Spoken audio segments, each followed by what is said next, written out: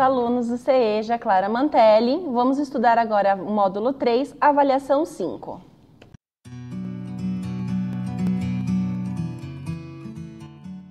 Ecologia. A diversidade nos ambientes. O planeta Terra é composto por muitos ambientes. Neles, os seres vivos interagem entre si e com os demais elementos do ambiente, como o solo, o ar e a água. Os seres vivos também podem ser chamados de organismos.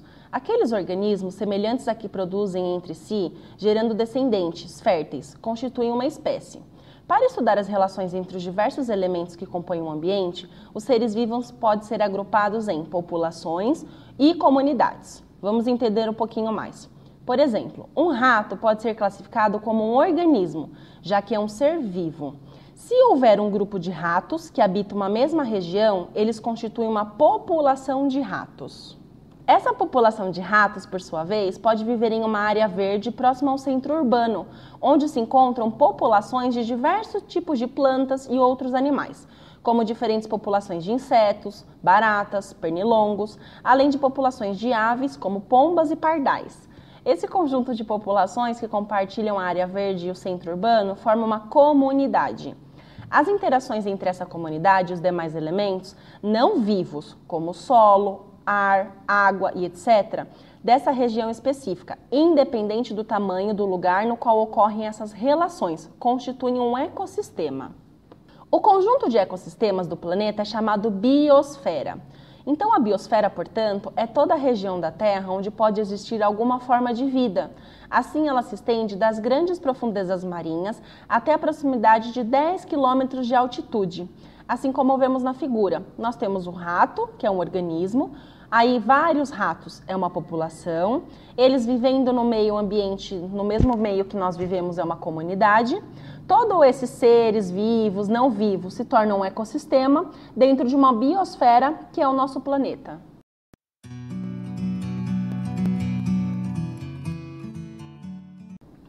Quando falamos de meio biótico e meio abiótico, vamos entender que um ecossistema ele é formado por seres vivos, plantas, animais e micro-organismos, que constituem um meio biótico. O local onde eles vivem, que contém todos os componentes não vivos, nutrientes, água, ar, gases, minerais, o clima, a luminosidade, constituem um meio abiótico. Então vamos lembrar que quando tiver a palavrinha com o A na frente, significa que não é vivo. No meio biótico, os seres vivos formam uma cadeia alimentar e, de acordo com a posição que ocupam nessa cadeia, podem ser classificados em produtores, consumidores e decompositores. Os produtores, também chamados de produtores primários, são os organismos que conseguem suprir suas próprias necessidades energéticas. Eles absorvem a luz do sol, que é utilizada para unir compostos inorgânicos, água e gás carbônico, e gerar matéria orgânica, acumulando energia química. É como se esses organismos se alimentassem da luz solar. As plantas e algumas algas e bactérias são exemplos de produtores primários. Elas realizam a fotossíntese, gerando assim seu próprio alimento. Os consumidores são todos os outros organismos que não são capazes de produzir o seu próprio alimento, ou seja, não conseguem produzir a matéria orgânica de que necessitam a partir de substâncias inorgânicas.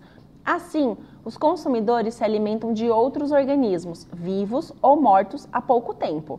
Eles podem ser classificados como herbívoros, quando se alimentam apenas de planta, como as vacas, camelos, ou carnívoros, quando se alimentam de outros animais, como o lobo, ou onívoros, quando se alimentam de plantas e animais, como no caso nós seres humanos. Já os decompositores se alimentam de restos de plantas ou animais mortos, urinas e fezes. Aí a gente pode colocar como seres decompositores as moscas, os besouros, as bactérias e os fungos. Aqui nós temos um exemplo de quando a gente fala aí dessa cadeia. Então, quem que é ali o produtor? É o capim, né? Os gafanhotos e a vaca, eles são considerados os consumidores primários, porque são eles que se alimentam desse produtor. A cobra e a galinha são consumidores secundários, porque elas se alimentam dos consumidores primários. O gavião e o homem são consumidores terciários. Eles se alimentam dos consumidores secundários, que se alimentam dos consumidores primários. E os decompositores são os fungos e a bactéria, porque assim que esses animais vivos morrem, a matéria precisa ser decomposta, e aí entra a função de fungos, bactérias, moscas e besouros. Na maioria dos casos, os organismos fazem parte de mais de uma cadeia alimentar. A interligação de várias cadeias alimentares gera o que se chama de teia alimentar. Conforme vemos no desenho, nós podemos perceber que não existe apenas uma cadeia alimentar, mas sim várias. Olha quanto a quantidade de setas que há de um animal para o outro. Quando falamos de biomas, eles são as grandes comunidades de animais e de plantas que compartilham uma área geográfica com condições similares, ou seja, semelhantes de relevo, solo, altitude e clima. Isso confere a cada bioma uma identidade, uma ecologia própria em razão de sua extensão. Em bioma pode ocorrer vários ecossistemas que apresentam algumas características em comum. Biomas terrestres são bosques, florestas, desertos, pastagens, etc. Os biomas aquáticos são os oceanos, mares, rios, lagos naturais ou artificial, como as represas, por exemplo. E os biomas mistos são regiões alagadas de florestas, pantanais e manguezais.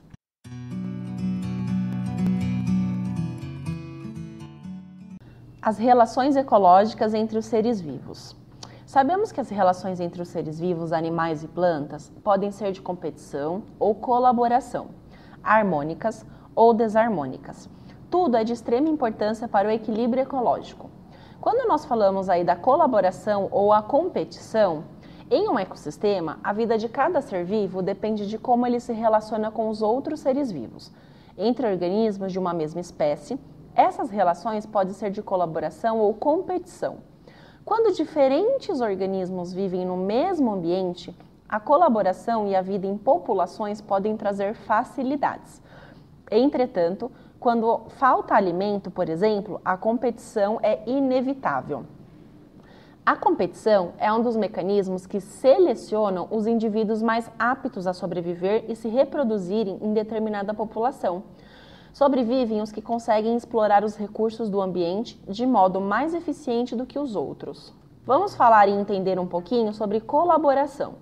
Ao contrário da competição, a colaboração pode ajudar um grupo de indivíduos ou até mesmo uma população a se defender ou a caçar, por exemplo. É o que acontece com os peixes que se juntam em cardumes e com os leões que se juntam para caçar. Esses indivíduos podem formar colônias quando estão unidos fisicamente, como os corais ou as bactérias da flora intestinal. A sociedade é quando convivem, mas permanecem independentes, como as formigas de um formigueiro ou as abelhas de uma colmeia. A gente fala em relações harmônicas e desarmônicas. Quando os organismos e populações habitam o mesmo ambiente, as relações entre eles podem ser harmônicas, se nenhum deles for prejudicado pelos demais, e desarmônicas, quando pelo menos uma das partes for prejudicada. As relações harmônicas e desarmônicas podem ser intraespecíficas. O que é isso? É quando ocorre entre organismos da mesma espécie, ou interespecíficas, quando ocorre entre organismos da espécies diferentes, igual nós vemos aqui no quadro abaixo. Quando falamos de relação intraespecíficas, pode ter harmônicas e desarmônicas, quando ocorre a sociedade de colônias ou canibalismo e a competição. Quando falamos de relações interespecíficas, falamos de harmônicas e desarmônicas no caso da protocooperação, comensalismo, mutualismo e inquilismo. E na desarmônicas, parasitismo e o predatismo. Vamos ver a figura e entender um pouquinho mais dessas relações harmônicas. Quando falamos aqui de duas espécies que se beneficiam reciprocamente, como acontece no caso das abelhas e das flores, isso é um caso de mutualismo, então as duas estão se beneficiando. Por quê? A abelha ela vai consumir o pólen da folha, porque ela precisa lá produzir o mel, e a flor, ela precisa ter a reprodução. Como isso acontece? A abelha vai levar o pólen, né, até a colmeia, e isso faz com que esse pólen caia sobre as árvores, sobre a grama, fazendo a planta ter a sua reprodução. O comensalismo é o quê? É benéfica para uma espécie e indiferente para outra, como se estabelece entre as tartarugas e as rêmoras. As rêmoras se alimentam dos animais e dos plânctons que ficam grudados na tartaruga, mas ela não tem benefício nenhum sobre isso. No caso da predação, uma espécie mata o indivíduo de outra espécie para se alimentar, como ocorre entre as cobras e os sapos, os leões. Quando a gente fala de competição, nós estamos falando dos indivíduos de espécies diferentes que disputam recursos escassos no ambiente, como ocorre entre lobos e ursos. Eles têm que competir para manter aquele alimento ou o seu ambiente. E o parasitismo é um ser parasita, se beneficia retirando nutrientes de outro ser, o hospedeiro, que é prejudicado, como ocorre entre os mosquitos e os seres humanos. Origem da vida e a produção de energia. Existem alguns processos de adaptação e sobrevivência dos seres vivos, de acordo com a chamada teoria da seleção natural, elaborada pelo pesquisador britânico Charles Darwin. Os processos de adaptação podem favorecer a sobrevivência das espécies. Como vemos na figura, a teoria da seleção natural, ela engloba o quê? Que não é o mais forte que sobrevive e nem mais o inteligente, mas o que melhor se adapta às mudanças.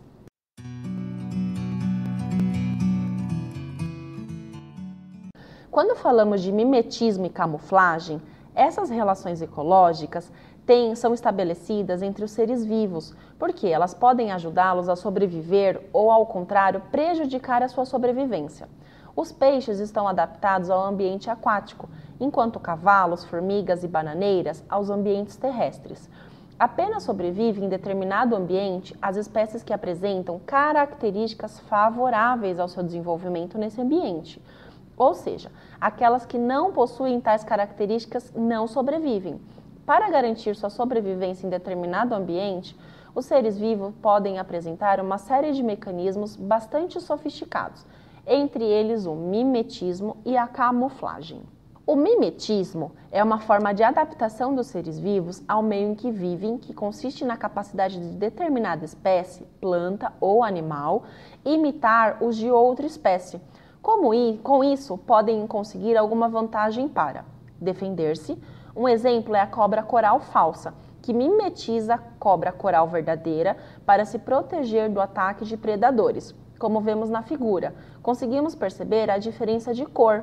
Se olharmos rapidamente, parece a mesma cobra, mas se olharmos bem minuciosamente, podemos ver as diferenças. Ou para atacar, como fazem algumas aranhas, que mimetizam formigas e conseguem com isso se aproximar mais facilmente da sua presa, conforme a figura número 2. A camuflagem é a capacidade de um ser vivo se esconder no ambiente, pela cor ou pela sua forma, de modo a não ser facilmente percebido. Assim, ele se confunde com a paisagem. Essa capacidade também pode ser útil para o animal atacar as suas presas ou fugir de predadores, como vemos nas 3 figuras. Temos uma onça, um lagarto e o outro como se fosse uma lagartixa. A seleção natural é um processo que os seres com características favoráveis em determinado ambiente possuem chance maior de sobrevivência do que os seres sem essas características. Nesse processo, as características herdadas dos pais, favoráveis à sobrevivência em determinado ambiente, vão se tornando mais comum na população à medida que novos seres nascem. Ao longo das gerações, as características desfavoráveis passam a ser menos comum, podendo até desaparecer. Portanto, a seleção natural é um mecanismo que explica a extinção ou a perpetuação de determinada espécie ao longo do tempo, ou mesmo o surgimento de novas espécies a partir de uma espécie pré-existente. Essa é a base da teoria desenvolvida pelo naturalista britânico Charles Darwin, para explicar a evolução e a diversidade da vida na Terra, chamada de teoria da seleção natural. Em viagem pela América do Sul, quando passou também pelo Brasil, Darwin observou a grande diversidade de animais e plantas. Percebeu que, embora muito semelhantes, os organismos de uma mesma população apresentam pequenas diferenças entre si. E mais, que essas características diferenciadas, quando favoráveis, fazem que, em determinada população, os indivíduos que possuem tenham maior probabilidade de sobreviver naquele ambiente, já que elas lhe garantem maior chance de se alimentar e mesmo de se proteger dos inimigos, por exemplo. Dessa forma, Esses indivíduos terão maior chance de se reproduzir e deixar descendentes que formarão a futura população na próxima geração. Um bom exemplo entre os animais é a girafa. Acredita-se que antigamente haviam girafas de pescoço curto e outras de pescoço comprido. O pesquisador Lamarck acreditava na teoria do uso e desuso, ou seja, existiam girafas pescoços longos e pescoço curto. Como a de pescoço curto não conseguia se alimentar na copa das árvores que eram mais altas, com o passar do tempo, ela ia alongando o seu pescoço nos descendentes. Porém, essa teoria veio ser inválida com a teoria de Darwin. Por quê?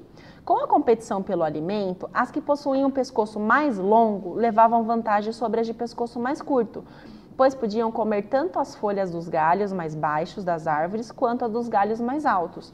Além disso, as girafas de pescoço curto tinham de disputar alimento com os outros animais pequenos e mais ágeis, que também se alimentavam de galhos mais próximos ao solo.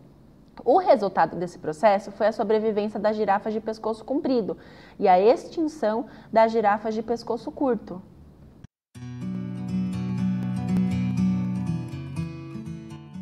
Dos primatas aos homens. A evolução humana não é o resultado de melhoras progressivas de uma única espécie, como se fosse um processo em linha reta. Esse processo envolveu muitas espécies, cada uma delas com uma característica própria, por razões que até hoje não são totalmente conhecidas. Entre as diferentes espécies de hominídeos, nossos ancestrais diretos, apenas nossa espécie não foi extinta. Os mais antigos primatas, que antecederam os seres humanos, existiram há cerca de 50 milhões de anos. Eles viviam nas árvores e se alimentavam de folhas e insetos. Assim como vemos na figura de um cladograma, que é uma árvore filogenética. Então, vocês podem ver que aqui tem vários tipos de macacos. E no último, lá em cima, está o ser humano, o homem. Então, nós não somos uma geração dos macacos. Nós temos um ancestral comum, como mostra na figura lá embaixo, onde nós podemos ver um ancestral comum, que cada espécie gerou aí uma característica igual. Então, quando vemos essa imagem, percebemos que não é que somos iguais os macacos. Conseguimos verificar que o Homo sapiens neanderthalensis, conhecido como homem de Neandertal, o homem das cavernas, viveu entre 200 mil e 28 mil anos atrás. Já o Homo sapiens sapiens é a espécie atual a qual pertencemos. Teria surgido há cerca de 200 mil anos, assim como o homem de Neandertal, com o qual conviveu, praticava rituais religiosos. Além disso, desenvolveu a pintura e a agricultura, o que possibilitou o armazenamento de alimentos, o aumento da população e a sua expansão pela terra. Então, naquela época, existiam muitas pinturas rupestres, que eram pinturas feitas à mão.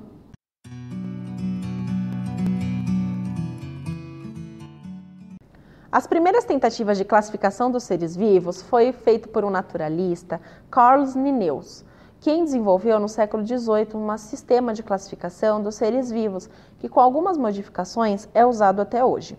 Em seu sistema, Linnaeus dividiu os seres vivos e os seres inanimados em 3 grandes reinos: animal, vegetal e mineral. Ele agrupou os seres vivos em categorias ou níveis de classificação, como vemos na figura: reino Plantae, reino Fungi, reino Animalia e o reino Protista, assim como o reino Monera. Percebemos em todos esses reinos que nós temos um ancestral comum lá embaixo. De acordo com a classificação hierárquica mais utilizada atualmente, as espécies são agrupadas em gêneros.